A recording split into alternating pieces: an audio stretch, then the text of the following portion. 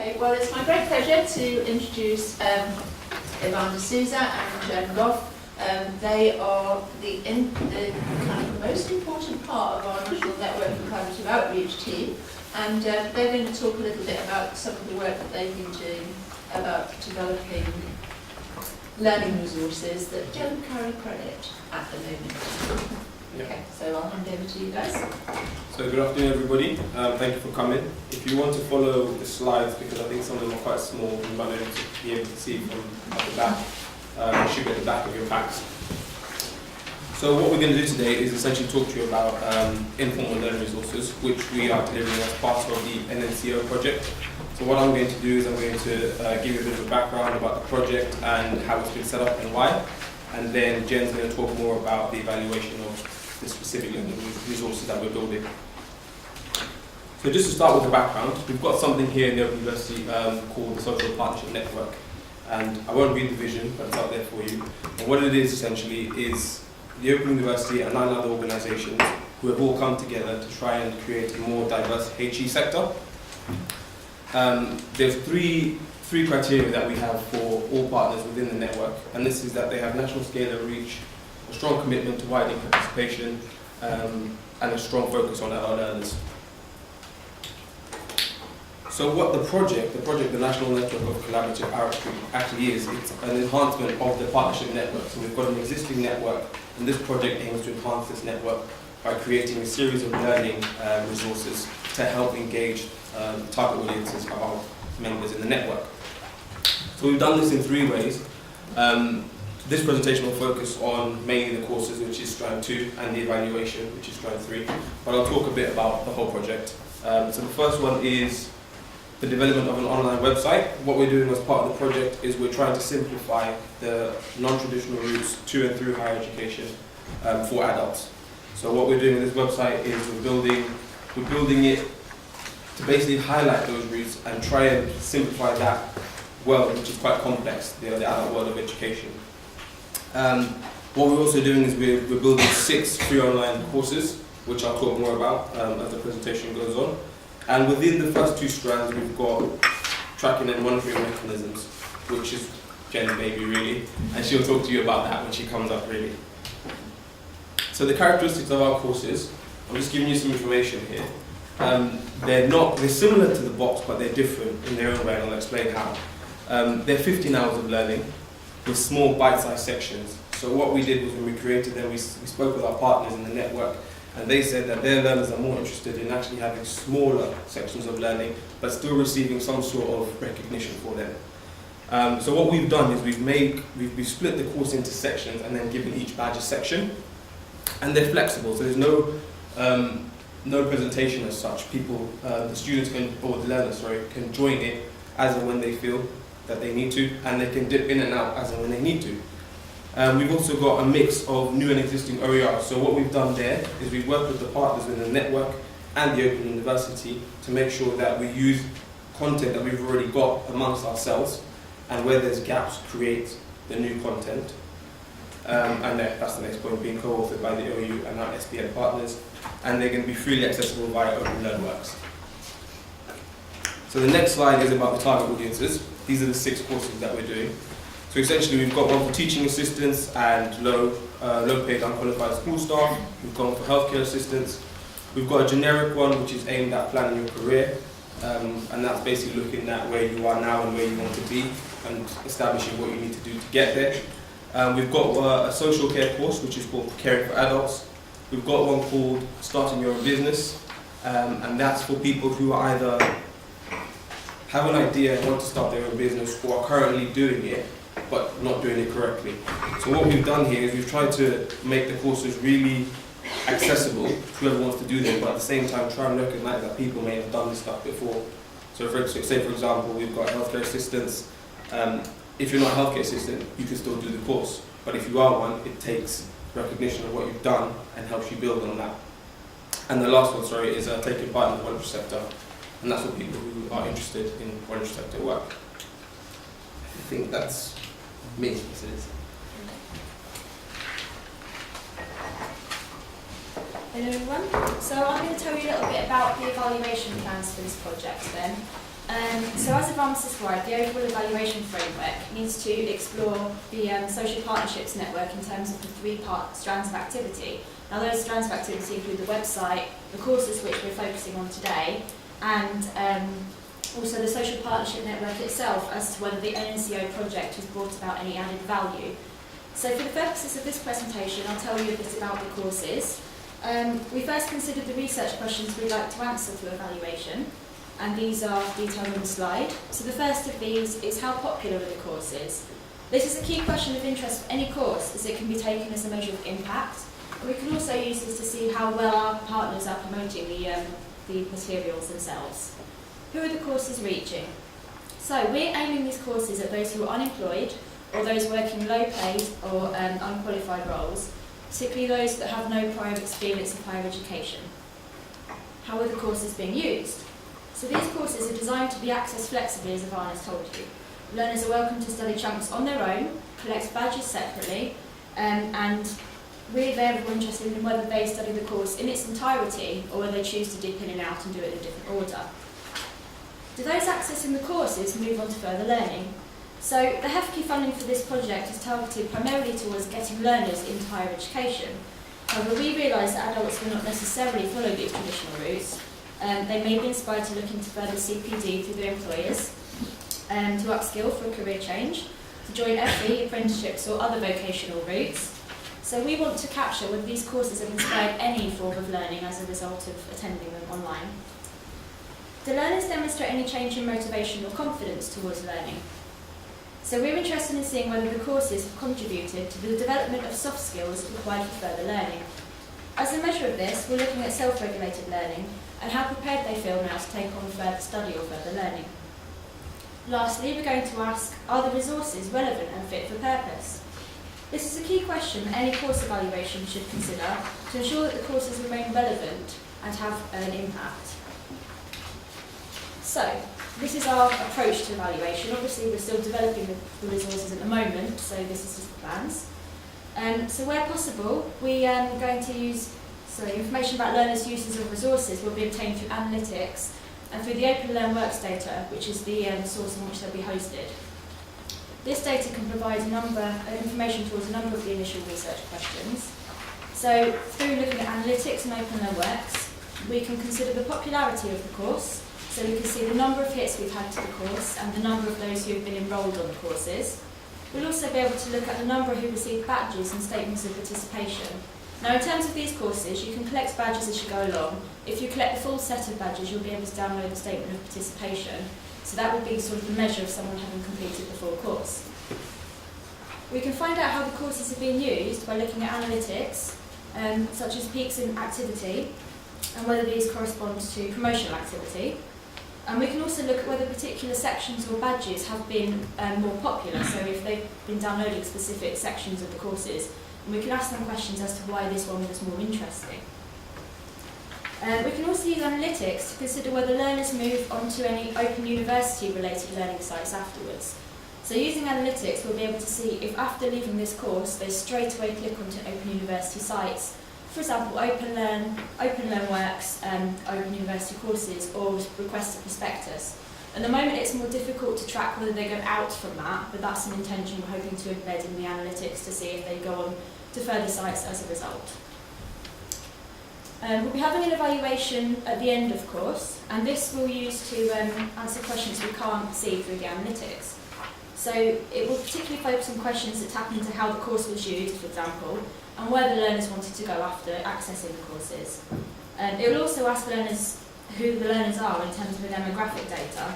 And having heard the discussions today, I think it would be helpful to ask a bit about work-based learning if they are in the workplace, just to see what is already available to them and what they think they might access now, as some of these courses are very vocationally relevant. We're developing a measure of self-regulated learning. So we wanted to find a way to explore whether the users of the courses had developed any soft skills in preparation for further learning. So a measure of self-regulated learning has been developed, which learners will complete themselves within the course. And this is a 24-item rating scale, which will provide a numeric measure of self-regulated learning, both at the beginning of the course and when they've accessed whatever sections they wanted to do, and then at the end. So hopefully we'll be able to see whether there's been any change in distance travelled as a result. Lastly, this project has the option to track through to higher education, or further education, which obviously is a key point for the HEFCE funding. For this, we'd have to pay and subscribe to the Higher Education and Access Tracker, which is called HEAT, which is a subscription service that allows us to track learners forwards through their journey into higher education. For a yearly subscription fee, the HEAT team are able to tell us whether any of our learners appear in HESA datasets or further education datasets, so therefore we can use this to track learners onwards. However, for this to be viable, we need to find a way to collect personal information from learners within our courses, and obviously they don't necessarily have to sign or provide us anything, and the bare minimum we need to collect for this is full name, gender, date of birth and postcode. So, this brings me to challenges of this evaluation. So the very first one, reducing barriers to access. Obviously, a key feature of these courses is that they're freely available and accessible to learners who will often lack confidence in learning. So it's therefore a priority to reduce any barriers that may deter them from accessing this course. For this reason, as I've just said, learners are not required to enrol on the courses unless they wish to collect the badges, which of course makes it a lot harder for us to monitor their use of the materials and who they are. If learners don't enrol, they'll just be recorded as an anonymous number in terms of someone that's accessed the course. There's no set journey through the course, as we've also mentioned. So the learners are encouraged to do in and out in any order, collect whichever badges they wish to from each of the courses, which is great for flexibility of study, but again, for evaluation, it causes a few issues because it's harder to track the journeys through resources, not necessarily going to be consecutive, so when you get your analytics back, they could be all over the place. And it's also harder to ensure that learners carry out the evaluation activities at 2 time points. So for the self-regulated learning, we're hoping they do this at the beginning and the end, but it's getting them to the beginning and the end, where that will be. It's a short-term project, so we know that adult learners may take very many years to move into further learning, and this requires a longitudinal study.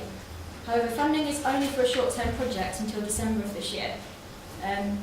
Similarly, the subscription I mentioned to HEAT that we could go with, that's costed on a yearly basis, which raises the question, you pay for the subscription every year, so at which point would you sign up in order to track these learners through to higher education or further education if they may not demonstrate this for many, many years? So you could be signing up for many years and not finding much. Low response rates. So we already know that surveys and questionnaires are known for achieving much lower response rates. I've got a quote here, I think, from the University Survey Office that say it's typical return of between 5 to 8% questionnaires. So any questions that we do ask via the survey at the end of the courses will only be answered by a very small sample. And those that volunteer to take part in the research, we know have a tendency to be untypical, stronger views, and have more time to participate in that kind of thing. So we've got to be very wary that the questions that we ask in the survey may not be representative of all the other people that access the courses. And lastly, there's no control group. So as the courses are freely available online, we want to have as big an impact as possible through promotion.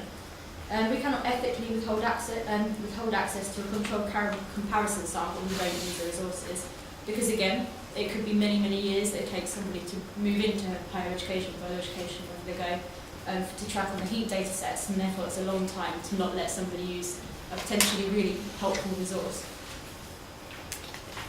So how are we attempting to overcome these? In terms of reducing barriers to access, we're trying to achieve a balance between collecting the personal data from learners so that we can find out who they are and feed this back into the HEAT data set, while being mindful of the need to reduce any barriers that might be off-putting to learners who want to access these materials. So in terms of, we know the enrolment and collection of personal information for HEAT is optional, but we're hoping that the attractiveness of collecting the badges will provide an incentive that's strong enough for people to want to enrol.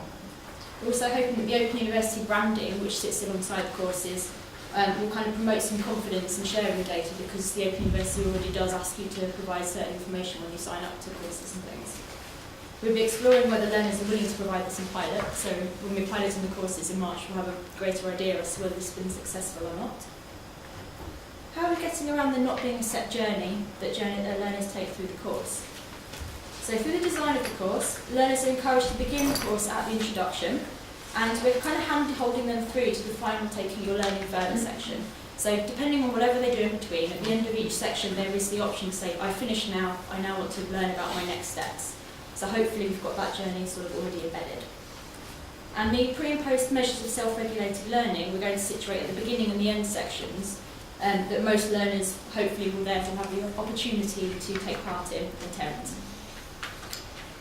As this is such a short-term project, the evaluation methods need to be sustainable or automated so that the data and evaluation can continue post the end of the funding.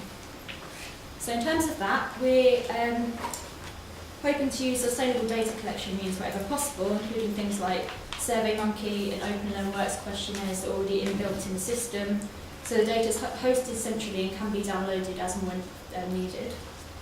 We've chosen to use ComScore DAX for the analytics system, which is the OU supported system. That allows us to set up a bespoke report that we can tweak on our own needs.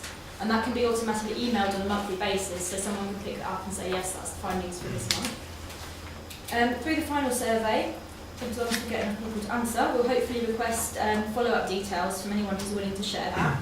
So again, that allows us with the opportunity to carry out later qualitative analysis, qualitative interviews or case studies to talk to people about what they did next, and how they've used what they've learned from the course. Low response rates. So this is the key one. In order to prevent lower response rates to surveys, we're looking to develop a course design that supports the evaluation from the outset. So we've been embedding that measure of self-regulated learning as an activity within the course. So it's something that the learners will have done all the way through the course. Hopefully see it as part of the course itself, in which case they'll be able to take part in that activity for us. We'll also be promoting the end of course survey as much as we can, both within the course and within the emails they'll receive at the end to say, well done, congratulations, you have your badge, please can you now carry out the survey for us. So it's just a case of quite a lot of promotion for that, I think. And lastly, no control group. So whilst we cannot withhold access to a group of learners for many years, other possibilities for comparative groups within the evaluation can be explored. So we can try to compare perhaps those that only studied one section or one badge of the course and compare them to those that completed the full course to see if there's any dosage effect. We might be interested in the differences in the distance travelled in self-regulated learning, or whether they were more likely to move on to another form of learning compared to the group that only did one section. So you can see we are attempting to overcome some of the challenges to evaluating a course of this nature, but this needs to be carefully balanced with having a course that's accessible and friendly to learners and still has that wide-scale reach that is intended. As the learners accessing these courses may not have been learning for a very long time, we also need to take due care that the evaluation does not overburden them in any way. So these are the sort of challenges we're grappling with at the moment. And then on to where we are now. Yeah, so where we are now, just giving you a brief update about the project and where we are. So with regards to the website, we've received some content. We're working with the AIM Higher Research Consultancy Network based in Manchester, who are creating the content for the site. And we've got the final content coming in on Monday morning. What we're going to do over the next few weeks is review the content, put it onto our test site, and then we're showing it to the steering group, project steering group, on the 20th of April. And we're going to have the alpha build 2 weeks before that. So what we're hoping to do is take the steering group and say, here's the website, what do you think?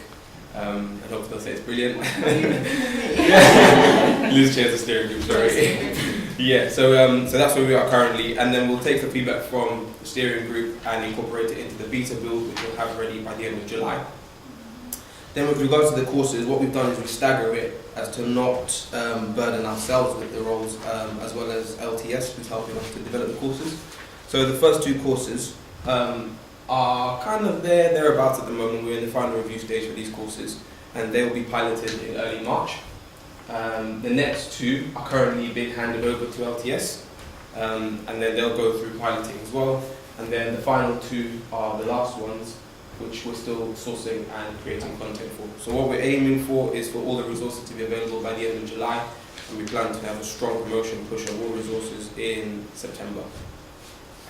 Yeah, and in terms of the tracking and monitoring, so I've discussed the thoughts behind the evaluation in some detail in this PowerPoint. We'll be trialling a few of the evaluation methods during the first pilots of the courses, which are happening in March.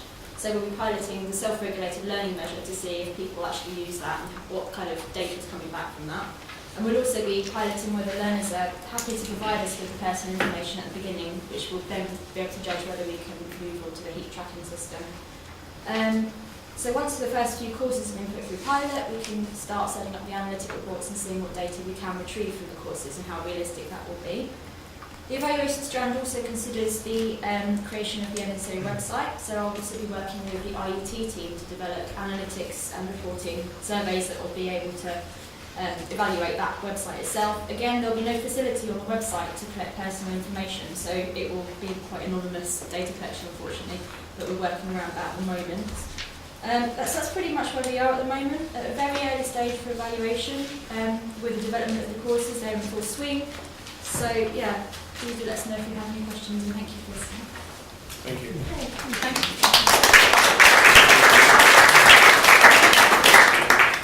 Thank you very much, Jen and Evaghn.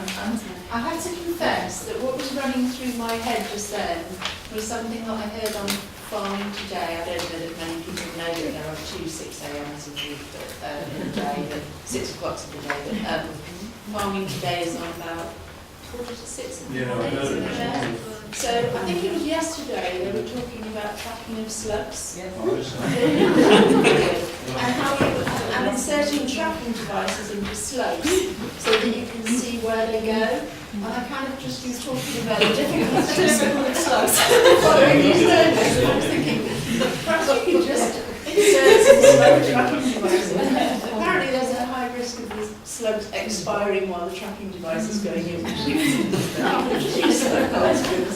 Anyway, thank you very much for that. I think it's really interesting because there's a lot that we can learn from what this project will deliver about the way people use free courses and the way they contribute to the journey from that informal world or non-formal world into the formal world. And I think there's a lot of potential carryover, I think, into how we recognise MOOC certificates, for example, and elements of learning. So, but has anybody got any questions for Jen and Evaghn? Fiona. Just wondered if you could expand on the ways in which the topics for the course were arrived at, in the sense that you're aiming perhaps at a slightly different demographic to, as I understand it, MOOCs, so for example, that are offered on the platform we support. They tend to be taken by people who already have higher education, or at least qualified to some extent. And you were aiming at people in a different group. How did you decide what courses would be the topics to look at? I think what we did there was we spoke to our partners. So the social partnership network, we meet twice a year. And basically, I think prior to the project starting, we discussed the project with the partners. I think that's right because I wasn't there. But I think they discussed it and they've come up with the groups that the partners have most access to and the ones that they think are most in need of these resources. And then once we actually come into the project, we sent a paper to the steering group highlighting the groups that we target and just asked for agreement across all of the people on the steering group of which the partners are represented. And they agreed that those would be the ones. We actually had, I can't remember what they are now, but we had an idea of 3 more groups. I think one was welfare, I can't remember the other ones. It was very much partner driven. So one of the partners is the National Council for Voluntary Organisations. So they were particularly interested in preparing people who work in the voluntary sector. Working with the WEA, the Workers' Education Association, they were interested in the preparing, helping people develop their careers. And I think there's London Cheshire Disability was another one, which was about healthcare assistance. So it's all about who the partners have the contact with and where they feel the need is greatest. And in terms of the actual subjects as well, when we had decided the groups, we did some surveys and focus groups with particular groups, just to find out what they would be interested in, what they feel that they're missing, say, as a teaching assistant, what are you not getting in that role? And also as a parent, what might interest you in becoming a teaching assistant. So we have done that sort of market research to start with as far as we can. Also looking online at any similar courses that might be available as children. So we're trying to get at a niche for each particular course, basically, trying to make it as attractive as possible. Any other questions? Okay, well thank you very much, Jen and Evaghn. And I think we've got time to,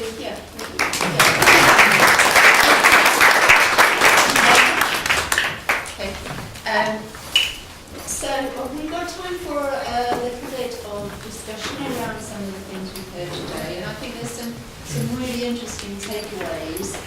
here, from the student perspective, from the employer perspective, and from the provider perspective, and also some takeaways around the role of OERs and recognition of MOOCs and how you assess learning from those. I've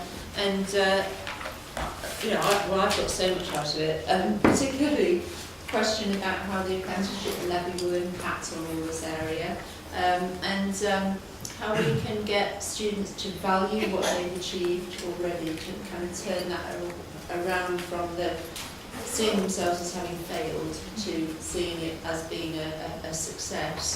And I think there's a lot, I'm with John that we really need to do much more work in this area. So, because there are groups, as we know, there was the group that Robin was referring to, that John talked about, there's the CICP, there's NNCO, there's other organisations, but there's kind of, as you said, the HEA didn't think it was a priority, and yet in Europe it clearly is a priority, and by 2020 we're supposed to have all of these things in place, and we're miles away as a sector, particularly in England.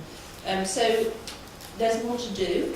I think we need to talk some more, John and I and Darryl maybe, about doing some broader research in this area, but I want to throw it open for comments, contributions from the floor. Everybody's thinking, oh no, it's our turn now. Well, the contrast is Scotland, isn't it? Where there's a lot more debate about these things. England is kind of, I don't know why, it's very strange. Yeah, we turn to Scotland quite a lot for help with our policy, actually, because they've been so busy. Oh, we're all gone very quiet. Yeah, sure. Where do you think this fits with the sort of government agenda, the green paper, and the proposed metrics, and contributing to the consultation with that? I mean, you were talking earlier about recognition perhaps of modular learning, but the way that the green paper is couched is very much in terms of completion of full programmes and ensuring progression and so on, and failure if you're not progressing. So these two things seem actually to be a bit conflicted. I would say that what tends to happen with things like this is people like us have been informed about it, and then one day the policymakers discover it. And that's certainly true of recognition of prior learning. For many, many years it was completely driven by educationists. So, for example, in South Africa it was always seen as an element of social justice, of allowing people in apartheid South Africa to access education in a way they couldn't otherwise.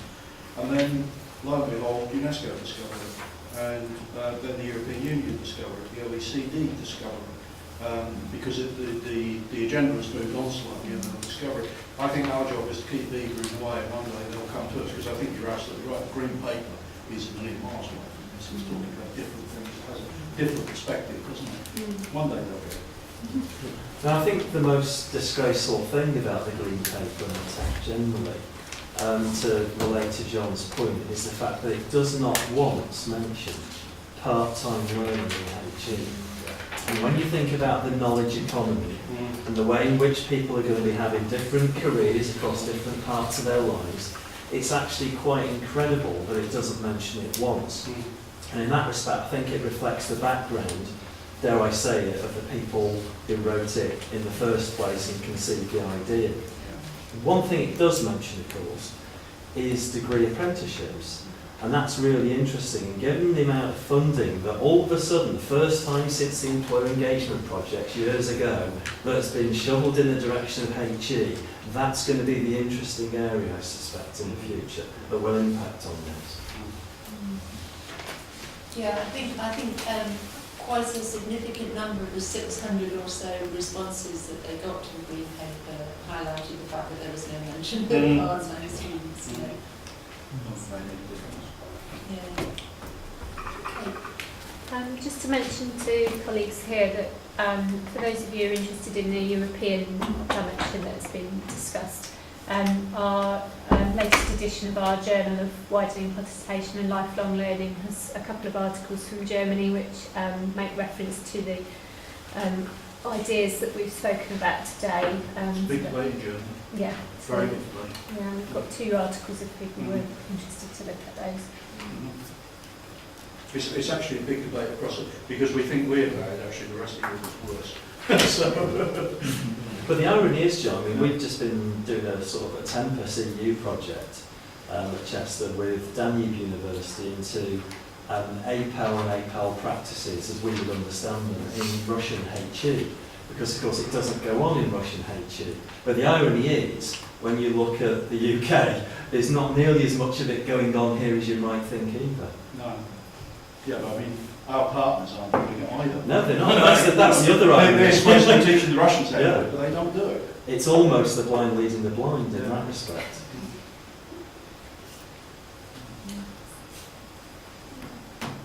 If it's any consolation to you, I mean, we are really pushing on the RPL agenda at very senior level in the university, so the Vice Chancellor is 100% behind it, and is bringing it up in all sorts of quarters. And we've actually, he's on the Social Mobility Advisory Group in the UK, and he's actually incorporated that into some of his comments there, so there is recognition. And again, that's interesting because the terms of reference of that group didn't originally include part-time and mature learners, and it does now. So, Darren? I was just going to add, I think the apprenticeship thing is definitely an issue that needs to be watched closely. And my approach to this, because workforce development turned into higher apprenticeships, as the regime changed, didn't it? And we couldn't talk about workforce development, but I get the sense that it might appear back on the agenda in the not too distant future. But another sort of thing to hang things on, I think, is employability. Because the notion of employability is a kind of add-on. How are we going to make our degrees fit for purpose so that people can actually enter the world of work with any kind of appropriate skill set and so forth? Is kind of like the wrong answer to the wrong question in a sense, isn't it? It's really about the way that the curriculum is constructed to enable people to develop the kind of things that they will gain through engaging with the recognition of prior learning and building that into their curriculum in a wholehearted way. And I think if you think about employability not just as preparedness for the world of work, because that reproduces the separation of the two again. If you think about it as an integrated thing, whereby work and learning are together, and that good programs of higher education that do that actually enable people to progress their careers through their lives because they've developed the skills of reflection and learning as part of their work, then actually employability is a more empowering concept entirely, and not an add-on at all. So I think there's some scope there to sort of explore. Yeah. Any other comments? Right, I'm going to bring it to a close then, unless Billy, you've got anything you wanted to ask? Sorry. No, that's fine. Thank you very much. It's been most interesting. Thank you. Okay. Well, I'd like to first of all thank Gavin and for all his work in organising this and the MCG team who participated. I'd like to especially thank all our speakers for speaking today and all of you for coming and joining in. And I found it really useful and interesting, and I hope you have too. And could I just remind you, because I caught Gavin's eye, to fill out your evaluation form and drop it out before you leave. So thank you very much, everybody. Thanks. And also, first of all, last of all actually, Liz mentioned about our event in March. We're going to reschedule that. We're very, very interested in anyone who'd like to speak, or if your colleagues would like to speak at that, they can contact us on the subject of access. Obviously, Widening is what we'll be talking to you today, so if you can contact us, that would be fantastic. And also, lastly, we have recorded it today, so we will be sending you a link for the video recording.